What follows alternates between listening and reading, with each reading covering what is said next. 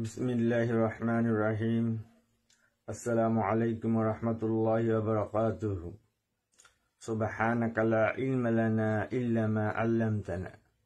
Rabbi इश्रह ली सदरी वयस्सिर ली अमरी वाहलुल उक़दतम मिन लिसानी यफ़क़हू क़ौली।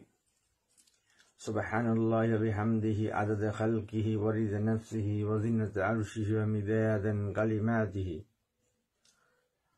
प्रिय देशबासी, সবাইকে জানাই আন্তরিক শুভেচ্ছা ও ভালোবাসা। যারা এই শীতের দিনে খুব কষ্টে আছেন, আল্লাহ যেন তাদের সকল প্রয়োজনীয়তা তার গায়েব থেকে পরিপূর্ণ করে দেয়, আমিন। আমি আজ কথাগুলো বলবো। আমি জানি কথাগুলো শোনার পর অনেকে আমার বিপক্ষে চলে যাবেন, পক্ষে আসার কারো দরকার নেই। আমি সত্য কথাই বলবো, আর সত্য কথা বলাও কঠিন, শোনাও অনেক কঠিন। আমি যতটুকু পড়াশোনা করছি তার থেকে আমি এতটুকু জানি, বর্তমান প্রত্যেকটা তাফসির মাহফিলে, বর্তমানে প্রতিটা তাফসির মাহফিলে একটা আলেমকে 1 লাখ, 1.5 লাখ, 2 লাখ টাকা একটা আলেমকে দাওয়াত দিয়ে তাফসিরের মাহফিলে নিয়ে আসে। আসার পর কি ঘটে, তারা প্রথম 1 ঘন্টা শুধু বাংলাদেশ আওয়ামী লীগের, শেখ হাসিনার, বঙ্গবন্ধুর, তাদের বিরুদ্ধে মানে বিভিন্ন ধরনের সত্য মিথ্যা সব কিছু বলতেই থাকে। আচ্ছা, আপনারা তুই বলেন, আমার জ্ঞান থেকে জানি গীবত শাব্দিক অর্থ হচ্ছে পরনিন্দা করা, মিথ্যা অপবাদ দেওয়া, তারপর দুশ্চর্চা করা ইত্যাদি। আর আমার জ্ঞান থেকে আমি বলি, যতটুকু আমি জানি, হযরত আবু হুরায়রা রাদিয়াল্লাহু তাআলা আনহু আবু হুরায়রা রাদিয়াল্লাহু তাআলা আনহু থেকে বর্ণিত, তিনি বলেন, রাসূলুল্লাহ সাল্লাল্লাহু আলাইহি সাল্লাম একদিন সাহাবীদেরকে জিজ্ঞেস করলেন, সাহাবীগণ বলো তো গীবত কি? পর সাহাবীরা উত্তর দিল, গীবত হলো আল্লাহ ও তার রাসূল এই গীবতের অর্থ ভালো জানে।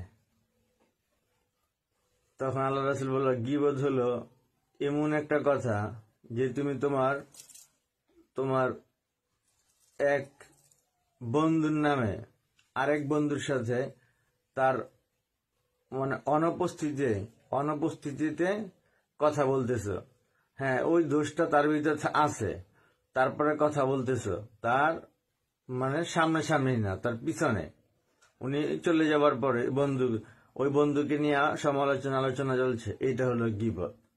তখন সাহাবীরা বলল, আল্লাহ রাসূল, যদি আমরা যে আলোচনা করি তা যদি এই দোষগুলো যদি তার ভিতরে থাকে তাহলে কি এটা গীবত?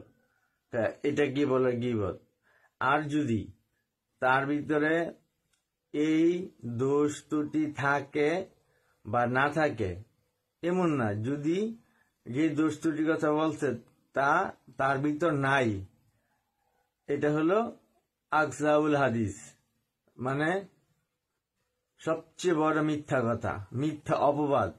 আর এটাকে বলে বহতান।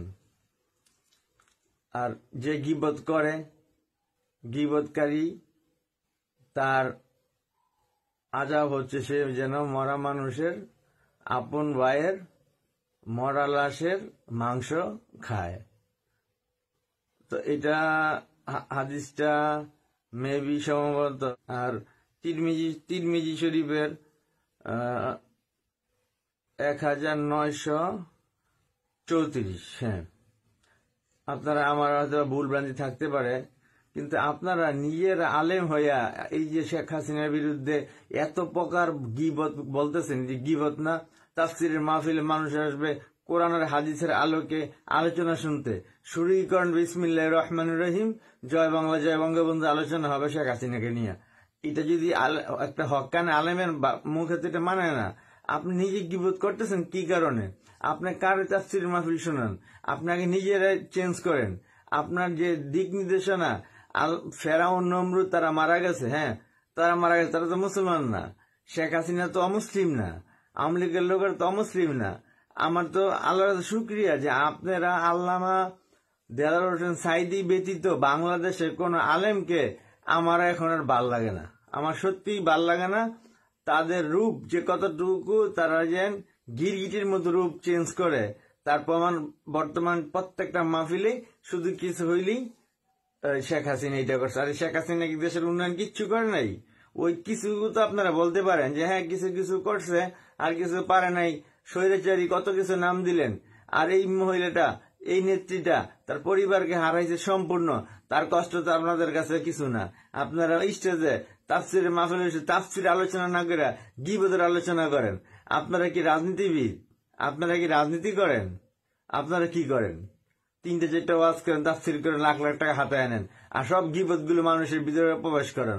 আপনারা তো বিশৃঙ্খলা তৈরি করতেছেন সমাজে। আলেম যদি হন, সাইদি সাহেবের মধ্যে হন, যে যে কথা বলছে শত্রুর সম্মুখে, শত্রুর সামনে, এর একই বলে বাপের বেটা।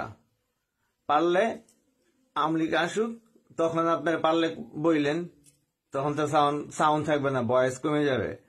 তাই ভাই রিকোয়েস্ট, আলেম দুই প্রকার, এক হলো সরকারি আর একটা দরকারি। হক কানে আলেমের মুখে কখনো গীবত মানায় না। আর যারা আবার গানে সুরে সুরে, মানে নৃত্যের তালে তালে ছন্দ মিলে আপনারা নেত্রী নিয়ে বুবু যান কত ধরনের গান তৈরি করছেন, এতে কিন্তু শেখ হাসিনার গুণাগুলি ঝরতেছে, গুণা কমতেছে, সওয়াব বাড়তেছে, গুণা কমতেছে, সওয়াব বাড়তেছে। আমলিগি নেতা গুণা কমতেছে, সওয়াব বাড়তেছে। আপনারা বলে যান। তবে আমি একটা কথা বলে দিই, টুডে অ্যান্ড টুমোরো, আজ বা কাল বাংলাদেশ আওয়ামী লীগ, বাংলাদেশ জাতীয়বাদী দল, বাংলাদেশ জাতীয় পার্টি, বাংলাদেশ জামাত ইসলাম, প্রত্যেকটা দল এই উপদেষ্টা মন্ডলীদের পদত্যাগ দাবিতে অচিরেই মাঠে নামবে এবং নির্বাচন হবে। সুষ্ঠু নির্বাচনে যদি হয়ে থাকে, আগামী নির্বাচনে বাংলাদেশ আওয়ামী লীগ বিশাল ভোটে, বিশাল ব্যবধানে আবারও সরকার গঠন করবে। আর প্রধান বিরোধী দল থাকতে পারে জামাত ইসলাম, কিন্তু বিএনপি থাকবে না। এটা আমার ক্যালকুলেশন। যে যা কিছু বললাম, যদি কারো খারাপ লাগে আর কিছু কারণে ক্ষমা করবেন। আর আমার যদি ভুল ত্রুটি হয় অবশ্যই আপনারা ক্ষমা করবেন এবং আমার জন্য দোয়া করবেন। ইনশাল্লাহ যেন হকের পথে থাকতে পারি, হক কথা বলতে পারি, হকভাবে জীবনযাপন করতে পারি। এটাই ইচ্ছা, এটাই আশা। জনগণের জন্য চাই ভালোবাসা, জনগণের সেবা করতে চাই। যদি আল্লাহ কবুল করে, ইনশাআল্লাহ আমি একদিন পারবো এই বাংলাদেশকে সোনার বাংলা হিসাবে গড়ে তুলতে, ইনশাআল্লাহ। জয় বাংলা, জয় বঙ্গবন্ধু, জয় হোক বাংলা সকল মেহনতি মানুষের। আমিন।